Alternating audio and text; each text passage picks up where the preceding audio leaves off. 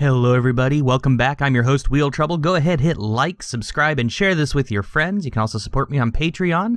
That link's down below. And now that we've gotten all that out of the way, let's go ahead and start this video on another entry problem, and that's just getting started, entering the sport, as it were. So what do you need to get started in motorcycling? Well, the first and most obvious thing people will say is the motorcycle. The personal protective equipment will be up next on our list. Then we have training, and then places to ride. Now, as funny as this sounds, the motorcycle, while it is important to learn how to ride a motorcycle, you're going to need something to train on, right? Believe it or not, that's not actually the first and foremost on our list here. It's actually going to be the personal protective equipment, or PPE, which I may just refer to it as that throughout this video just for sake of brevity.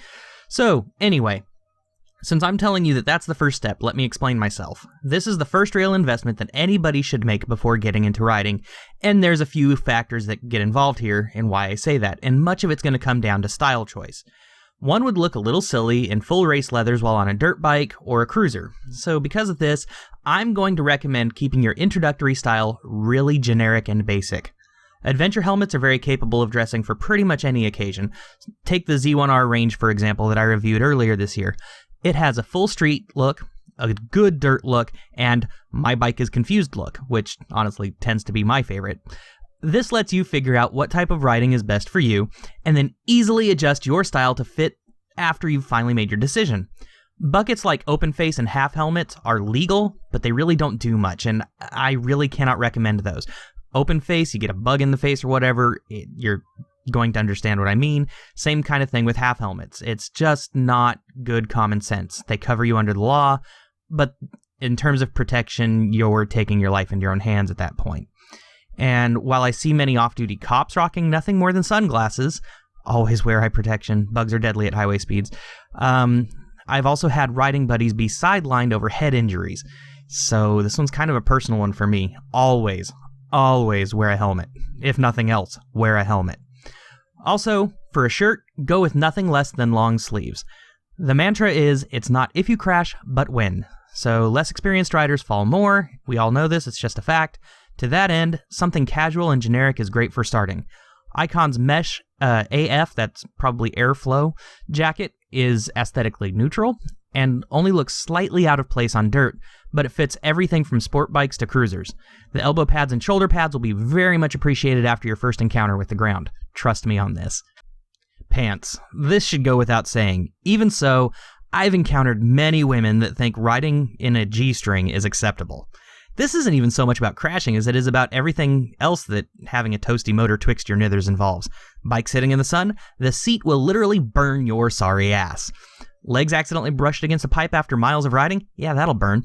They make pants with knee armor, and that's nice for a fall. But I also have no problems admitting that cargos and jeans will do the trick 99% of the time. Just leave the shorts, kilts, and miniskirts at home. That brings us to footwear. I'm guilty of wearing skate shoes for my morning commute, but don't be like me when starting out. I've had a pair of Thor MX boots keep my ankles from shattering, and for anything more than my 15-minute commute to work, you'd better believe that I'm in my Alpine Stars. For starting out, almost any work boot with a solid toe cap will do nicely. Ankle support and toe protection are what you need to shop for, right there. So Walmart will have you covered there.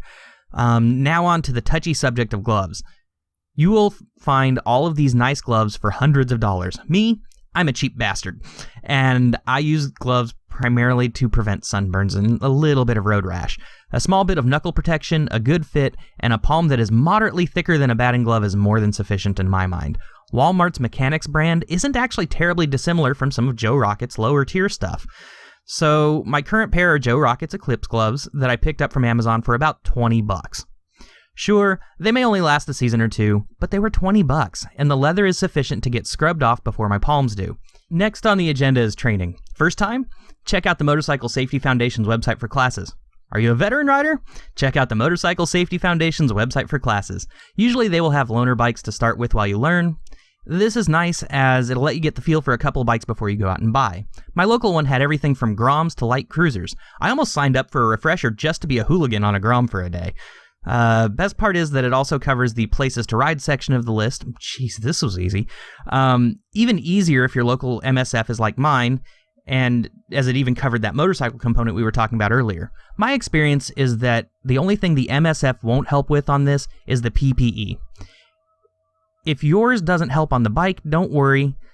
I'll have you covered in a later vid. That topic is much longer than even today's gear section was. So anyway, that's it. Hope you enjoyed this video. I'm always looking for sponsors, so if you got a company out there you want me to go ahead and do demo products of, things like that, just hit me up in the DMs, in the comments. Remember, like, subscribe, share this with all your friends. I'll catch you guys later. Wheel Trouble out.